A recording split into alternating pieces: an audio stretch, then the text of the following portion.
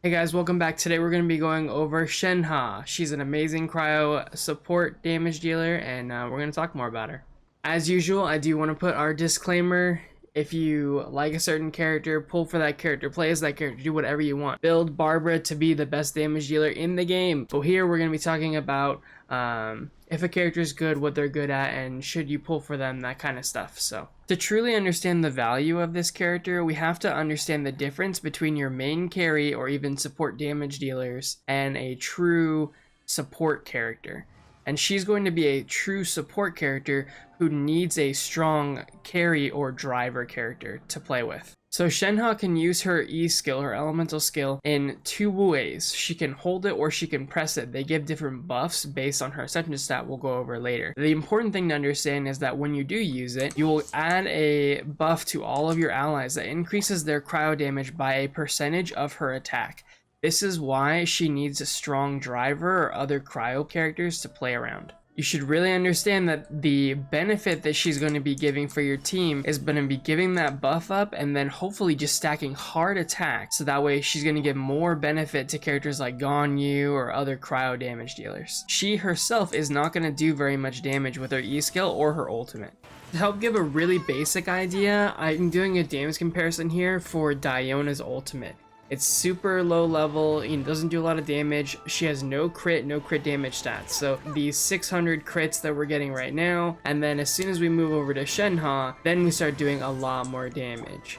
Check it out here, you're doing 1900 for a non-crit, 3100 crit as a comparison to that 600 crit we were doing before. It's not incredible, but it's a lot more damage for Diona for sure. As we look at Ganyu's damage, you can actually see that it does actually matter what you use these stacks from Shenhe on. You see that we're getting way more damage increase from our crits from our charge attack than we were getting for our ult or elemental burst. So try and use them on whatever hits the hardest. From the graph, you can tell that we're going to be doing an extra 17,000 damage per charge attack by using those stacks. It is going to use 2 stacks, but still that is a lot of damage increase for a character that's already doing most of our damage. Shenhe's ult effect is purely just a field effect. It's going to put an ice field in the ground, it's going to periodically deal damage to enemies inside of it, and then also shred their physical and cryo resist. If you get Constellations, she'll also give you cryo damage when you stand inside of it. Really quickly, let's go ahead and talk about her passives as well. Her first passive is going to give you an extra 15%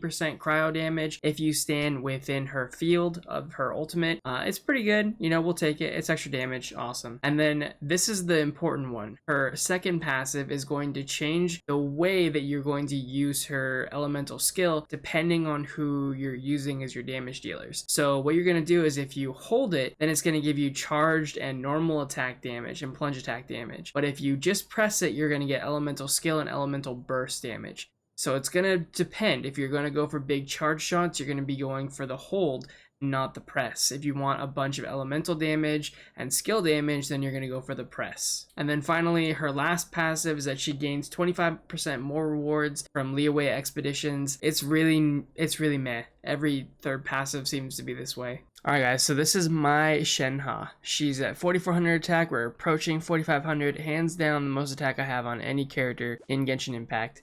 You can see the rest of her stats are pretty meh. Crit rate, not good. Crit damage, not good. Energy recharge, not particularly great, but more of this is helpful. Even though we're running a mostly cryo team, I do find energy recharge to be helpful here. She does get the elemental damage bonus because of her weapon, but that's not something we really care about either. Without the buff from her weapon, we're sitting at right about 4,000 attacks, so we are getting a significant amount from the passive on her weapon. So do keep that in mind as well. If we didn't have her weapon, another weapon I would recommend is the Lithic Spear. So with the Refinement 5 Lithic Spear, you can see how much this drops her stats a fair bit here. We do go down to 3,800, but that's still very good and very strong. If you were to take that down even further, the Deathmatch is one of the lowest base attack weapons in the game for a 4-star. If we use that instead, that takes her all the way down to 3,100. As you can see, the base attack bonus on her weapon does really matter. So obviously having a 5-star weapon for her will help significantly. When it comes to weapons, this weapon is truly made for her. Like, she gets this huge base attack buff, which is going to be awesome, right? And then also this passive works extremely well for this character. You saw that from a deathmatch, which, you know, is one of the worst base attack weapons in the game, to this. It's like a 1500 attack boost, right? So if we just go back, 1500 with the passive. All right, guys, so really quickly, I just want to go over artifacts. Literally, we're just going to build attack here. That's it. 2-piece gladiator, 2-piece reminiscence. Look at all of our artifacts. They're absolute trash. Like, we got attack here. We don't really care about anything else. Energy recharge is okay. Crit damage, crit rate, don't give a crap. Just attack base and attack percent is all we want. Obviously, maxing out feathers really good. Again, high attack, that worked out really well for us. This piece didn't really roll that well for us, but is attack percentage main stat with decent base stat as well. Again, attack percent all the way across the board. Even helmet, attack percent, attack percent, attack percent. Go and stack attack. That's what this character wants. Alright guys, so I think there is at least one very notable constellation. Her C1 is, I think, potentially worth going for if you plan to use this character long term. It just gives her an extra cast on her skill, which means you can use it and then run out of the stacks and then use it again. You can also use it for more particles or whatever you want. Other than that, her C6 and her C3 are really, really cool. So C3 just gives her, you know, a higher level skill, so she's going to get more of her attack as damage for your carry. And then her C6 is basically going to make it so your normal and charge attacks don't actually trigger the stack loss. It is still going to be losing stacks from things like your elemental burst and your elemental skill, but you can sit there and charge shot all day long and not have to worry about it hitting as many enemies as you want. So if you're going to be using her long term, if you're going to wail for her, C6 is amazing. I would love to get it. Honestly, I was really trying for C3 and we're almost there maybe if we get lucky on the 50-50, but C1 is something that I actually do recommend if you are interested in using this character long term. So in my opinion, there's two ways that I think you should run Shenhe. So you can run her in a full cryo team that's really going to make the most of her extra cryo damage she's going to be helping everyone give. You aren't going to get access to, you know, other elemental reactions, and you might have trouble with barriers, so keep that in mind. And if you don't have Ganyu and you need another driver for her, Chongyun is there for you.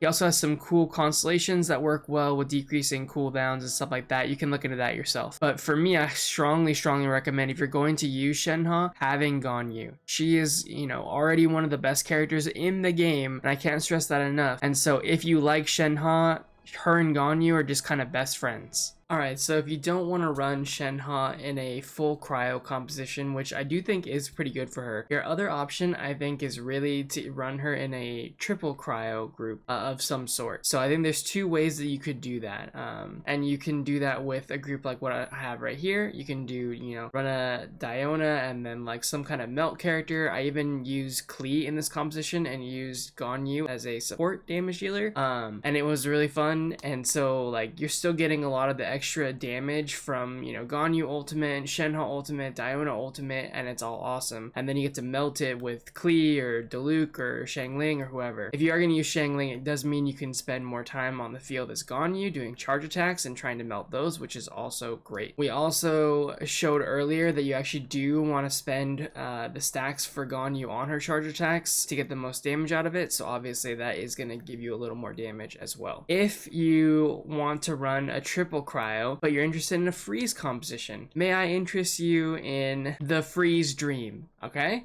so I know a lot of people probably don't have Kokomi. However, you can use Barbara a little bit to some degree, probably not as much. You know, you could use Mona and then you keep using Diona or something like that. Xingqiu doesn't really work super well unless you're going to try and weave in auto attacks with Ganyu, which, you know, it's up to you. But I actually really like this team as well. Every character in this thing has a field effect and you just lay them all out and then pop Shenhe's abilities so you get more damage on Rosaria, Shenhe, and Ganyu's field effects as well as charge attacks, because you're going to be spending the rest of your time on the field as Ganyu, and you know, you're big chillin', literally. So yeah, I really like this team comp too. You don't have to worry about like getting attacked or even using Ganyu's taunt because everything's going to be frozen anyway. So you get more of the stacks you get to use for your charge attacks. It's really, really good. I highly recommend it. So while we're wrapping up here, I'm just going to have some background footage of floors 11 and 12 with the teams that I had mentioned previously. So these teams do enough damage. You'll see in the videos we have plenty of time to spare for the second half. There's plenty of damage damage to go around, these teams are good enough. Alright, so all things considered, what do I think about this character?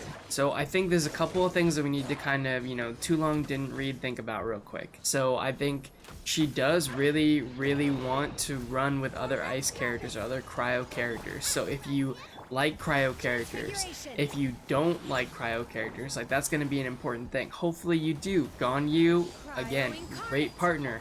But if you don't have Ganyu, do you have Chongyun? Do you like using Chongyun? There's other characters that you can use to get the benefit out of Shenhe, but she definitely needs to have some cryo friends in the team, at least one, at the very least. I recommend at least 2. The second box to check, do you have a decent weapon for her? Or do you plan to pull for her weapon? She is a character who really needs a decent weapon. I do not recommend the Battle Pass Spear. This is one of the few characters in the game where the Battle Pass weapon for that character is not good. You saw the difference. There's like a 1500 attack difference between her weapon and the Battle Pass weapon. That is a significant difference if you think about how this character is played, right? Her attack is the only thing that really matters for her, and you're gonna have 1500 difference? No. If you're not gonna go for her weapon, or at least have a decent weapon for her and set up for her, maybe she's not for you. The third thing I would think about is, what are you looking for? Are you looking for a main damage dealer? That's not who you're gonna get here. She's only gonna help you pump up your other damage dealers. Can you use a bunch of other characters that aren't true damage characters with her, like, Rosaria and stuff like that? Yeah, you can. You can take Chongyun, who's like, he can be a carry, to be a higher tier carry. Is he going to keep up with Ganyu? No. Is it going to make both of those characters better? Absolutely. So it really just depends on what you're looking for. And if you are looking for spending your primos to get a carry that's going to change your account, it is not Shenhe. So all that being said, final verdict, no, you don't need Shenhe. Shocker here, right? However, I will tell you that as somebody who loves the cryo element, I love Ganyu. And to this day, I'll tell you right now, I think Ganyu is one of only 2 units in the entire game that I say you should pull for. I've joked about it before, I talk about it all the time. There's only 2 units in the game, and one of them is Ganyu. Shenhe makes Ganyu better. So if you have the best character in the game and you want to make them better, Shenhe's there for you. If you don't have the best character in the game, if you have Chongyun, if he's your main carry, she's gonna make him better. If you're running ice characters and you want them to be better and you like Shenhe and you think it's cool that she can be a cool support who doesn't need to stack like crit and crit damage, then she's there for you. I love her. She's one of my favorite characters in the game. I love her design. I love the way that she works. Her and Yunjin are awesome. I'm super happy for having them in the game and being able to play with them more. That's why I've invested in them more by getting Constellations and things like that. But you absolutely do not need her, and I don't actually recommend that you pull for her if you're like a free-to-play or even a low spender. You can get, I think, much more value out of your primos elsewhere. But if you're going for fun, if you love using your cryo characters like I do, go for it, man. Maybe don't chase C6. Because that's not realistic for anybody. But if you're a whale or whatever and you want to chase C6, go for it. She's amazing. I think it'd be so cool to have her at C6, and I would recommend her. Don't go for C6 though, because like that's a lot of money. Thank you guys so much for coming and hanging out today for our Shenhe video. We'll be doing more videos like this, so feel free to like and subscribe down below. And we'll catch you guys in the next one. If you guys want to come by and see us do testing for different team comps and stuff like that, feel free to come over to Zaranesson over on Twitch, and I'll catch you guys in the next one. Peace out.